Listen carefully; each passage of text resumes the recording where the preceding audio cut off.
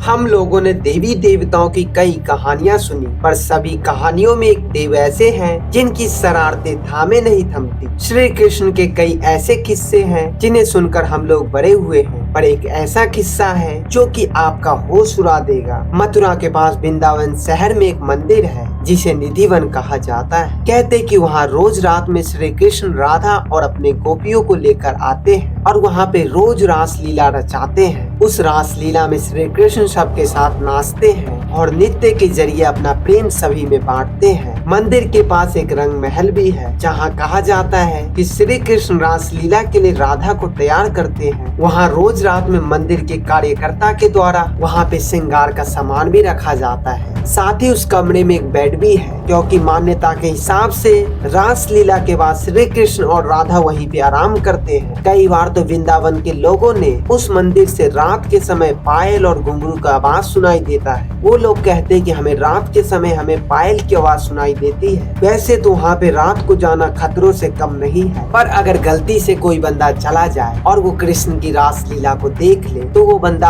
अंधा, गूंगा और बहरा हो जाएगा। रंग महल में रोज रात को दूध रखा जाता है और जब सुबह होता है तो कभी कभी दूध का बर्तन खाली होता है तो कभी कभी इधर उधर बिखरा होता है। साथ ही उस कमरे में पूरे श्रृंगार का सामान इधर उधर बिखरा हुआ होता है। एक होश उड़ा देने वाली किस्सा तो तब हुआ जब सुबह मंदिर में पुजारी ने मंदिर का दरवाजा खोला तो उसने देखा कि श्री कृष्ण के मूर्ति में लगे कुंडल उनके कानों से गायब था। अब इसके बाद पूरे शहर में अफरा तफरी मच गई। कृष्ण जी के कुंडल को ढूंढने के लिए अब पुलिस भी छानबीन शुरू कर दिया। अब जैसे ही ये बात एक हलवाई को पता चलता है वो तुरंत पुलिस स्टेशन आकर वो सोने के कुंडल पुलिस स्टेशन में जमा करा देता है। उसने बताया कि देर रात को उसके पास एक सांवले रंग के करीबन जो 11-12 साल का लड़का आया। उसने उस हलवाई से दूध और खीर मांगी, लेकिन पैसे ना होने की वजह से उसने उस लड़के को भगा दिया। लेकिन उसके थोड़ी ही देर बाद जब हलवाई उस दुकान को बंद कर रहा था तब वो लड़का फिर से वापस आया और वो कहने लगा कि मेरे पास पैसा तो नहीं है। फिर उसने अपने कान के कुंडल को निकाले और उसने हलवाई को उस कुंडल को दे दी। उसने विनती की कि इस कुंडल के बदले में उसे दूध और खीर दे।